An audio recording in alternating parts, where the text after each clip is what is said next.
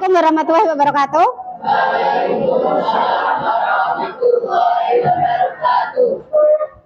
Seperti biasa, sebelum melakukan doa, ice breaking terlebih dahulu ya. Silakan berdiri.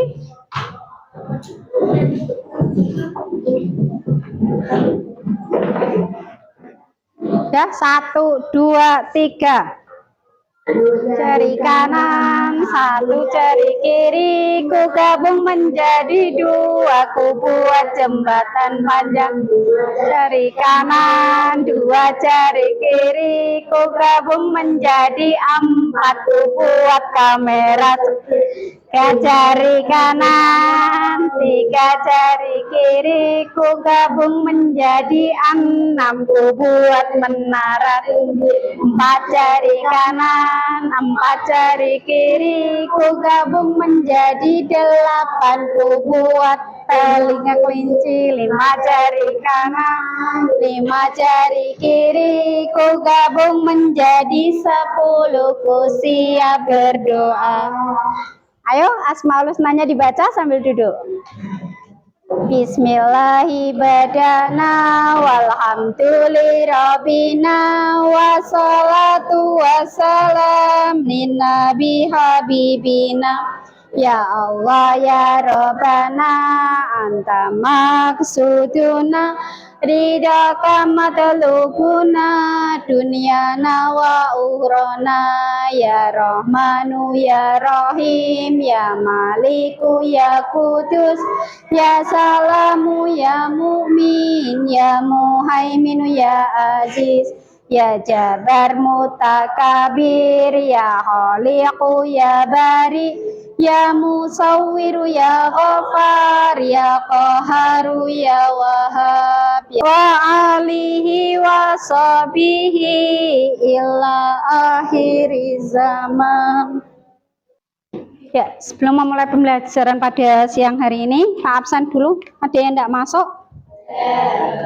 Afifah, Fitia, Ahmad Rafa Sabile, Alvina, Aulia Putri, izin. Bagus Ari, Rifki Jaya, Putri udah ya. Rizky Dwi, Sekar Tufa, Sofi, Silvi, Winda. Pada hari ini kita akan mempelajari materi tentang husnudzon. Sebelum ke materi husnudzon, ada yang pernah berpikiran suudzon terhadap orang lain? Ada? Hampir semuanya pernah ya. Ada yang pernah langsung mengklarifikasi enggak kalau suudzon? Enggak, jarang ya. Kenapa mempelajari materi ini? Biar kalau misalkan kalian berpikiran negatif, paling enggak tahu dampak buruknya. Ya, materi pendidikan agama Islam bukan hanya tentang materi Arab atau dan sebagainya, tapi juga perlu adanya tentang sikap budi pekerti dalam bertingkah laku, akhlak. Ya. Kalau misalkan ada pepatah ini, pernahkah kalian mendengar pepatah mulutmu harimaumu? Ada yang bisa mengartikan mulutmu harimaumu? Ketika kita akan berbicara, ya, paling tidak harusnya kita memikirkan dampak akibatnya. Kalau misalkan akan menilai seseorang, paling tidak introspeksi diri sendiri. Karena perkataan kita itu merupakan cerminan dari kepribadian kita. Ketika kita sering berkata kasar dan sebagainya sampai menyinggung perasaan orang lain, itu bisa jadi cerminan kepribadian kita yang tidak bisa bersikap husnudzon, tidak bisa berprasangka baik terhadap orang lain. Husnudzon berasal dari bahasa Arab husnun. Baca Jar. Husnudzon berasal dari bahasa Arab, artinya husnudzon, artinya baik, dan dan artinya prasangka. Jadi husnuzon adalah berprasangka baik. Secara istilah, husnuzon adalah pandangan positif atau sikap berprasangka baik terhadap sesuatu atau seseorang. Lawan dari husnuzon adalah suudzon, yaitu berprasangka buruk. Sebelum lanjut ke materi, lihat video yang Bu Ana tayangkan.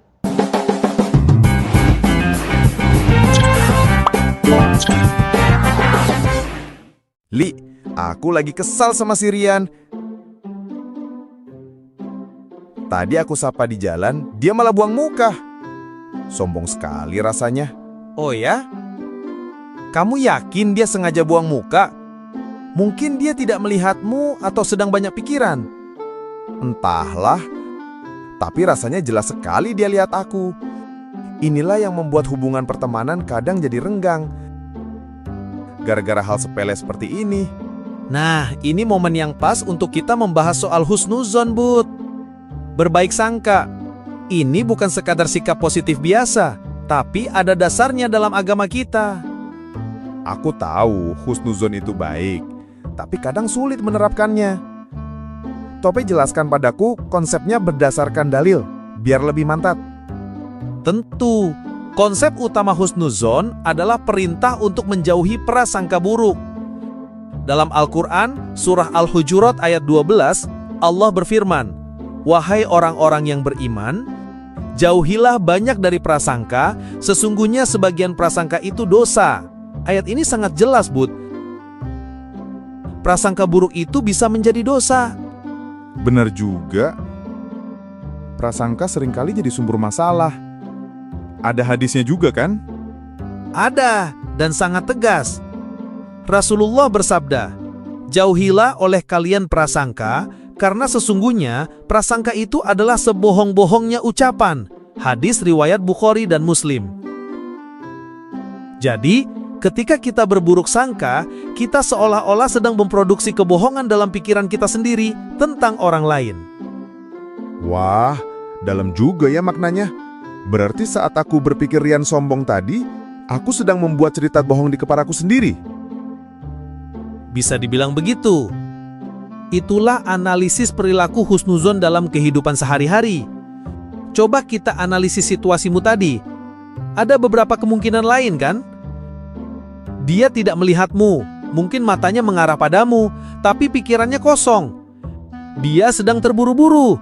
Ada urusan mendesak yang membuatnya tidak fokus. Dia sedang ada masalah.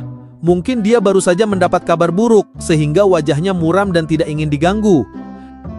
Dengan berhusnuzon, kita memberi 1000 alasan baik untuk saudara kita sebelum memilih 1 alasan buruk. Masuk akal. Jadi husnuzon itu seperti memberikan ruang maaf dalam pikiran kita untuk orang lain.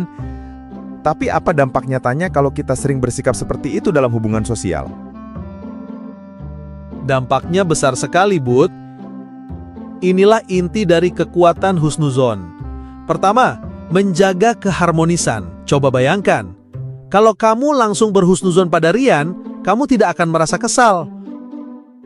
Hubungan kalian tetap baik. Sebaliknya, suuzon, buruk sangka, bisa merusak pertemanan bahkan sebelum ada konfirmasi. Kedua, menciptakan lingkungan yang positif. Orang akan merasa nyaman di dekat kita karena tahu kita tidak mudah menghakimi. Ini membangun kepercayaan. Siapa yang mau berteman dengan orang yang pikirannya selalu negatif tentang orang lain? Ketiga, membuat hati kita jadi lebih tenang. Beban pikiran itu berat loh. Dengan husnuzon, hati kita jadi lebih lapang, tidak dipenuhi curiga, iri, atau benci. Kita jadi lebih bahagia.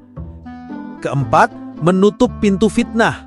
Prasangka buruk adalah langkah pertama menuju gibah atau mengguncin dan fitnah. Dengan memutus prasangka di awal, kita menjaga lisan dan kehormatan orang lain. Kamu benar, Li. Rasa kesalku pada Rian ini sebenarnya menyiksa diriku sendiri. Padahal belum tentu dia salah. Kalau aku terus memelihara prasangka ini, mungkin besok aku akan cerita ke teman lain. Dan jadilah gibah. Rusak semua. Tepat sekali. Jadi, husnuzon itu bukan berarti kita naif, tapi kita memilih untuk menjaga kebersihan hati dan keutuhan hubungan. Ini adalah cerminan dari akhlak seorang muslim yang kuat. Terima kasih, Li. Penjelasannya mencerahkan sekali. Aku jadi sadar, dampak husnuzon itu bukan cuma untuk orang lain, tapi yang paling utama adalah untuk ketenangan diriku sendiri. Oke, nanti aku coba hubungi Rian. Tanya baik-baik. Siapa tahu memang ada apa-apa. Nah, itu baru sahabatku.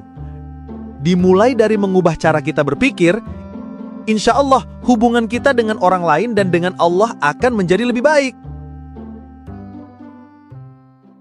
Intinya dari materi tadi kenapa? Tokohnya siapa? Kemudian akar masalahnya kenapa? Kita tidak boleh berprasangka buruk terhadap orang lain hanya karena isi dari pikiran kita berbeda dengan kenyataan.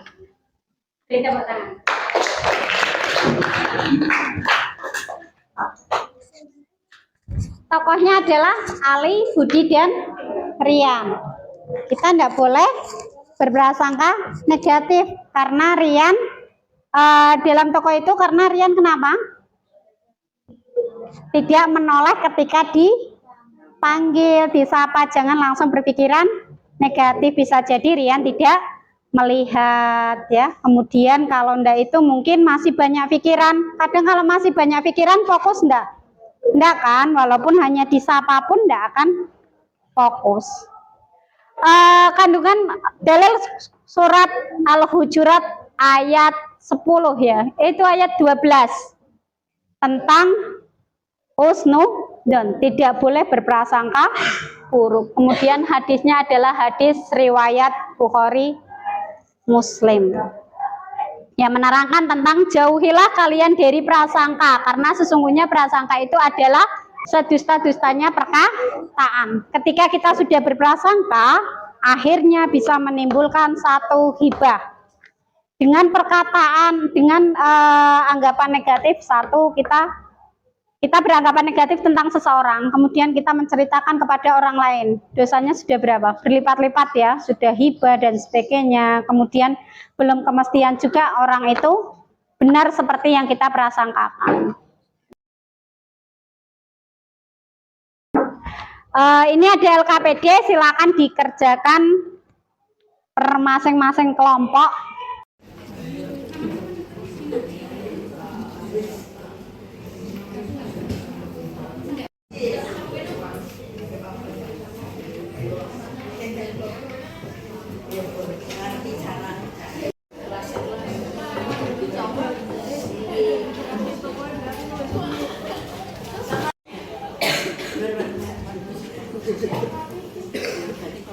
Nanti siapkan satu kertas sobekan untuk refleksi. Assalamualaikum warahmatullahi wabarakatuh.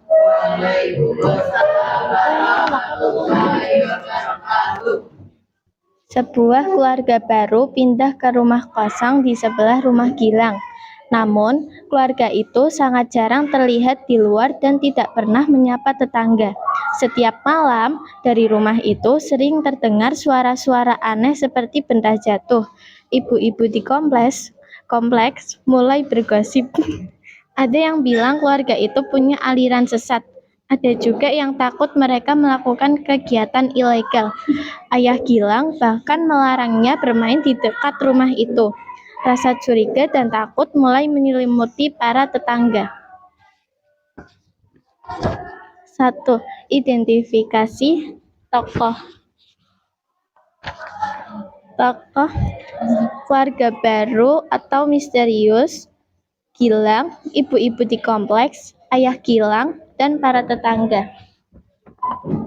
Akar masalah, kurangnya komunikasi dan interaksi antara keluarga baru dan tetangga. Suara-suara aneh dan rumah keluarga baru yang menimbulkan kecurigaan. Penyebaran gosip dan spekulasi negatif di kalangan ibu-ibu kompleks. Dampak negatif prasangka buruk suudzon. 1. Terciptanya suasana tidak harmonis dan penuh kecurigaan di lingkungan tetangga. 2. Pembatasan interaksi sosial seperti larangan ayah Gilang kepada Gilang untuk bermain di dekat rumah keluarga baru. 3.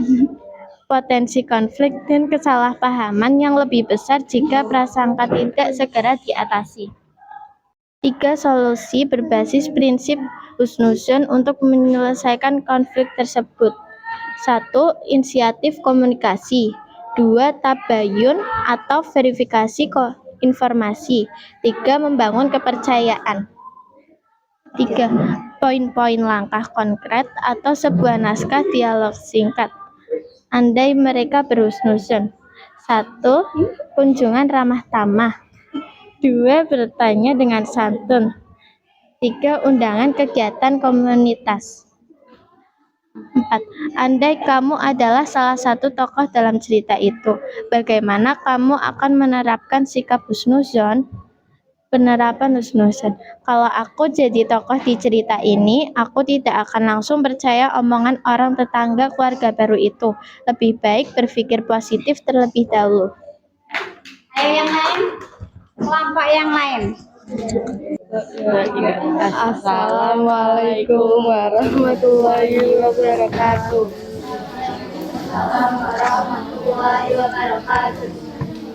Identifikasi tokoh, akar masalah, dan dampak negatif dari prasangka buruk suudzon yang terjadi dalam kasus tersebut. Cerita.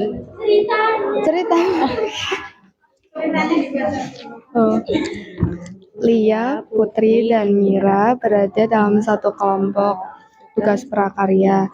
Batas pengumpulan tinggal 2 hari lagi, tetapi Mira belum juga mengerjakan bagiannya yang sulit dihubungi. Lia mulai kesal dan berkata kepada Putri, "Mira ini memang pemalas.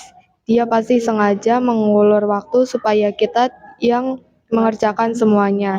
Dia cuma mau menumpang nama di kelompok kita." Putri pun terpengaruh dan ikut merasa jengkel pada Mira. Mereka berdua memutuskan untuk menyelesaikan tugas itu tanpa Mira dan berencana melaporkannya pada guru. Soalnya adalah pertama, identifikasi tokoh, akar masalah, dan dampak negatif dari prasangka buruk yang terjadi dalam kasus tersebut. Jawabannya adalah yang pertama, tokoh yang terdapat pada cerita tersebut ada Lia, Putri, dan Mira. Akar masalahnya adalah awalnya Mira tidak memberikan kejelasan pada Putri dan Lia. Tetapi Lia terlalu cepat mengambil keputusan bahwa Mira tidak mau mengerjakan tugas yang telah diberikan. Dan pada akhirnya Lia memengaruhi Putri untuk tidak menyukai Mira, dan dampaknya bisa merusak pertemanan.